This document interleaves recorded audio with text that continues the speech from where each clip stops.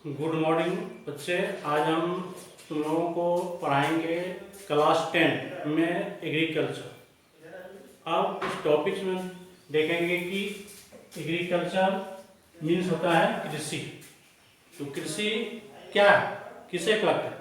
तो कृषि का तात्पर्य है कि मृदा की जुताई पुराई करके उसमें एक जैसे फसल लगाने की क्रिया, चाहे वह धान हो, गेहूं हो, इसको ही हम लोग कृषि कहते हैं। अब कृषि के कुछ प्रकार होते हैं जो कि हमारे समय समय पर यह परिवर्तन होते गए।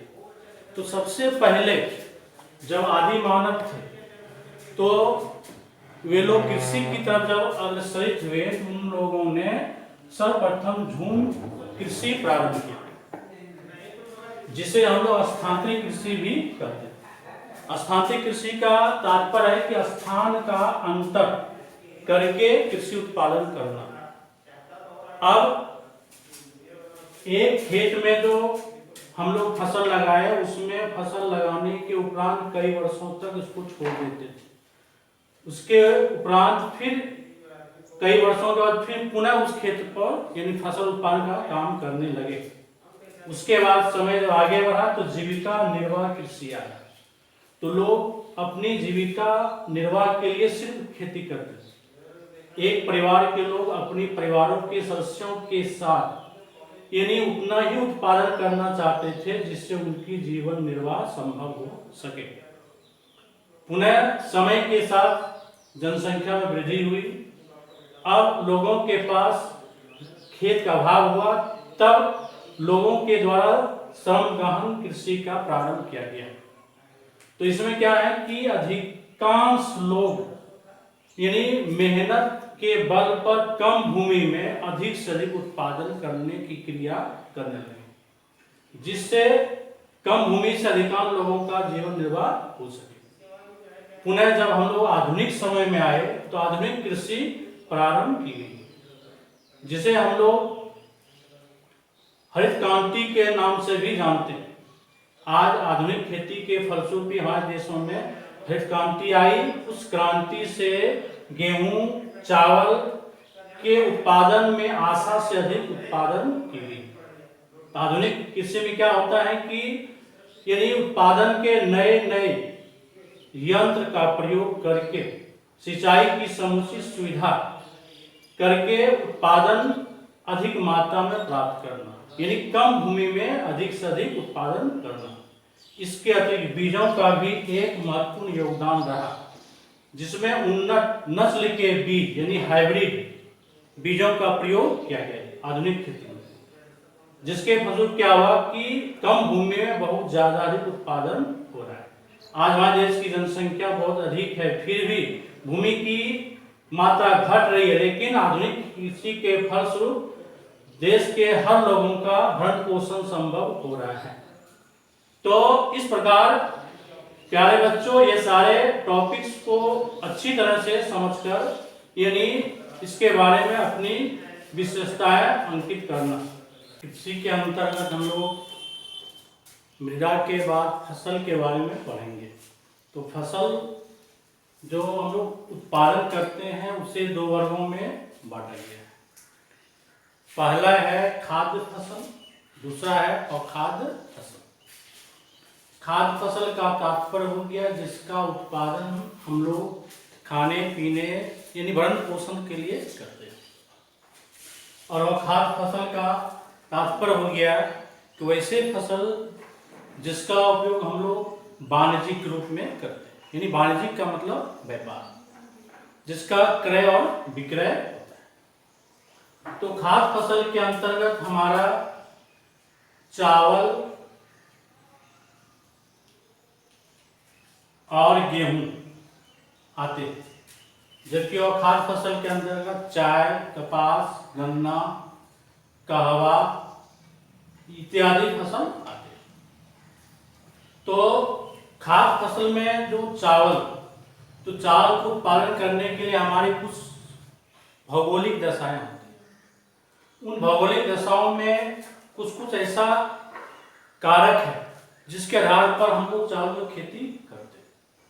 इसलिए हमारे भारत में सर्वत्र सभी जगह चावल की खेती संभव नहीं है। अब हम लोग देखेंगे कि चावल के उत्पादन के लिए कौन कौन से भौगोलिक दशा अनिवार्य है। तो पहला है मृदा यानी मिट्टी। तो मृदा के रूप में चावल का उत्पादन हम लोग जलोढ़ मृदा में करते हैं। इसके अतिरिक्त अन्य मृदा भी आवश्यक है, लेकिन उसमें उत्पादन की मात्रा जलोढ़ मृदा की तरह नहीं होती, इसलिए जलोढ़ मृदा, दोमट मृदा, ये सब हमारे चावल उत्पादन के लिए अनिवार्य है। दूसरा वर्षा। तो चावल यानी धान का जो पौधा वह जल प्रिय पौधा है। इस पौधे को उत्पादन करने के लिए जल की मात्रा अधिक चाहिए, तो इसलिए वर्षा की मात्रा 100 सेंटीमीटर से 150 सेंटीमीटर के बीच में होनी चाहिए। यदि वर्षा की मात्रा 100 से 150 सेंटीमीटर के से कम है तो हमें सिंचाई की उत्तम व्यवस्था करनी होगी, तब हम चावल उत्पादन कर सकते हैं। दूसरा फैक्टर यह हो।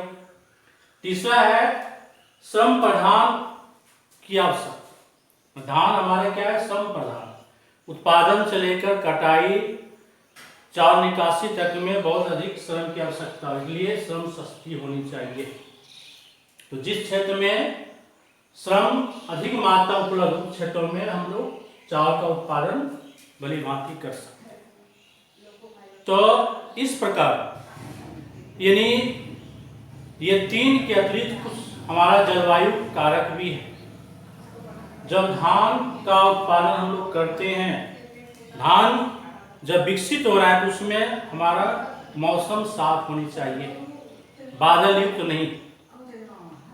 बादल युक्त होने पर क्या होगा, उसमें हमारा चावल अच्छी तरह से उत्पादन नहीं हो पाएगा, यानी अधिकांश उसमें चावल खखरी के रूप में परिणत हो जाएगा। इसलिए मौसम साफ होनी चाहिए, बादल युक्त नहीं। उसी प्रकार हमारा दूसरा फसल है गेहूं। तो गेहूं भी हमारा खाद्य फसल के अंतर्गत आता है। तो गेहूं का उत्पादन हम लोग भी हर मिट्टी में नहीं कर सकते, उसके लिए भी जलोढ़ मिट्टी, दोमट मिट्टी ये सब ज्यादा उपयुक्त होता है। तो गेहूं का उत्पादन हमारा सबसे ज्यादा पंजाब और हरियाणा में होता है। तो वहां पर इसका मुख्य कारक क्या है कि सिंचाई की उत्तम व्यवस्था। तो गेहूं के लिए जल की मात्रा अधिक नहीं चाहिए, लेकिन फिर भी समय समय पर इसके लिए जल की मात्रा होनी चाहिए। इसलिए इसमें 50 से 75 सेंटीमीटर अगर वर्षा होती है तो वहां पर भी हम लोग गेहूं का उत्पादन कर सकते हैं। तो गेहूं में भी सस्ती श्रम की उपलब्धि होनी चाहिए। अगर श्रम सस्ती नहीं है तो गेहूं का उत्पादन करना हमारे लिए खर्चीला हो सकता है। तो इस प्रकार गेहूं में भौगोलिक कारक के रूप में हम लोग क्या देख सकते हैं कि आकाश साफ होनी चाहिए और यानी मौसम उसके अनुकूल, तब जाके हम लोग गेहूं उत्पादन भली भांति कर सकते हैं। इस प्रकार यानी चावल और गेहूं दोनों फसलों के तुलनात्मक भौगोलिक अध्ययन से हम लोग ये स्पष्ट कर सकते हैं कि किस क्षेत्रों में किस प्रकार की फसल उगाई जा सकती है। आज बस इतना ही। इन दोनों का अंतर को, भौगोलिक अंतर को यानी आप अपने कॉपी में लिख सकते हैं। इसे लिखकर अगले क्लास में हमें दिखाएंगे।